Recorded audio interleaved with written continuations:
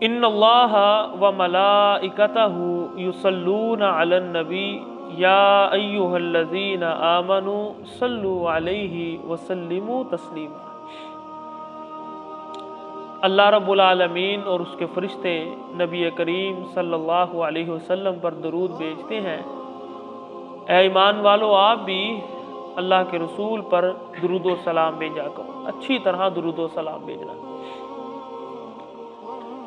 دیکھیں یہ آیت جس دور کے اندر اللہ نے نازل کی، مشرکین مکہ، منافقین، ان کی ہر وقت یہ کوشش رہتی تھی اللہ کے رسول کے اوپر الزام لگانا، ان کی شان میں گستاخی کرنا، ان کی شان کو کم کرنا، جو لوگوں کے ہاں ان کا اللہ نے مقام اور مرتبہ بنایا ہے اس کو ختم کرنا۔ تو اللہ کے رسول کو بھی بسا اوقات پریشانی ہوتی تھی، ایمان والوں کو بھی پریشانی ہوتی تھی۔ اللہ تعالیٰ نے اس آیت کے ساتھ اللہ کے رسول کے دل کو ایمان والوں کے دلوں کو بڑی تسلی دی ہے کہ آپ کو پریشان ہونے کی ضرورت نہیں ہے۔ یہ جتنی بھی کوششیں کر لیں اللہ کے رسول کے مقام کو گرانے کی، آپ یہ دیکھیں کہ اللہ کے رسول کا مقام اونچا کون کر رہا ہے؟ اس کائنات کا مالک اور اس کی وہ نورانی مخلوق کہ جس کا ایک تھپڑ بھی کوئی برداشت نہیں کر سکتا، وہ ہر وقت اللہ کے رسول پر درود بھیجتی ہیں، اللہ کے رسول کے لیے دعائیں کرتے ہیں اللہ سے کہ اللہ ان کے اوپر برکتیں اور رحمتیں نازل فرما۔ خود اس کائنات کا مالک اللہ تعالیٰ فرشتوں کے اندر بیٹھ کر اپنے حبیب کا تذکرہ کرتا ہے۔ اللہ کے رسول کے معاملات کے اندر اللہ تعالیٰ برکت ڈالتے ہیں، اللہ کے رسول کے اوپر رحمتیں نازل کرتے ہیں، اللہ کے رسول کے مقام کو ہر موقع پر بلند و بالا اللہ تعالیٰ خود کر رہے ہیں۔ کیسے ممکن ہے کہ یہ کائنات کے لوگ سب مل کر بھی اللہ کے رسول کے مقام کو گرا سکیں؟ تو یہ اللہ تعالیٰ فرما رہے ہیں کہ یہ لوگوں کی باتیں یہ بہت معمولی ہیں، ان کی کوئی حیثیت ہی نہیں ہے۔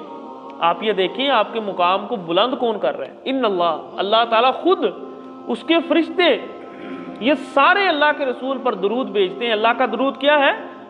کسی کے اوپر رحمت نازل کرنا۔ فرشتوں کا درود ہے کسی کے لیے دعائیں کرنا اللہ سے۔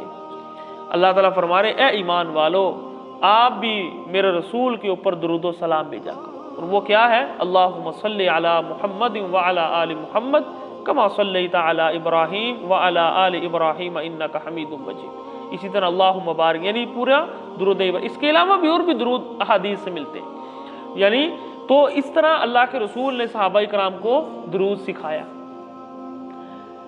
تو اس کے یہی نہیں ہے کہ آپ اللہ کے رسول کے اوپر درود بھیج رہے ہیں، اس کے آپ کو بھی بہت فائدے ہیں۔ یعنی اگر آپ نے اللہ سے کچھ مانگنا ہے تو آپ اگر صرف اللہ کے رسول پر درود بھی بھیجتے رہیں تو اللہ آپ کی التجاؤں کو، آپ کی مرادوں کو پورا کرتے رہیں گے۔ یہ اس کی برکت ہے۔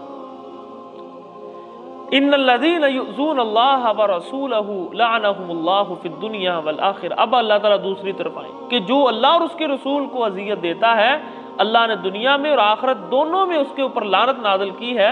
وَأَعَدَّ لَهُمْ عَذَابًا مُهِينًا، اور ایسا عذاب تیار کیا جس کو رسوا کر کے رکھ دے گا پوری کائنات کے سامنے۔ وَالَّذِينَ يُؤْذُونَ الْمُؤْمِنِينَ وَالْمُؤْمِنَاتِ، اللہ اور اس کے رسول کے تذکرے کے بعد ایمان والوں کا اللہ نے تذکرہ کیا، کیونکہ ایمان والوں کو اللہ تعالیٰ نے یہ حکم دیا کہ اللہ کے رسول پر درود بھیجیں۔ تو انہی ایمان والوں کو اگر کوئی اذیت دیتا ہے، ان کے اوپر الزام لگا کر، بہتان لگا کر، تو اللہ تعالیٰ فرما رہے ہیں والذین یؤذون المؤمنین والمؤمنات بغیر ما اکتسبوا، یعنی ایمان والوں کو کسی ایسے گناہ کی سزا دینی جو انہوں نے کیا ہی نہیں ہے۔ فقد احتملوا بہتانا واسما مبینا، تو آپ سمجھ لیں کہ آپ نے صرف گناہ نہیں کیا، بہت کھلم کھلا آپ نے گناہ کیا۔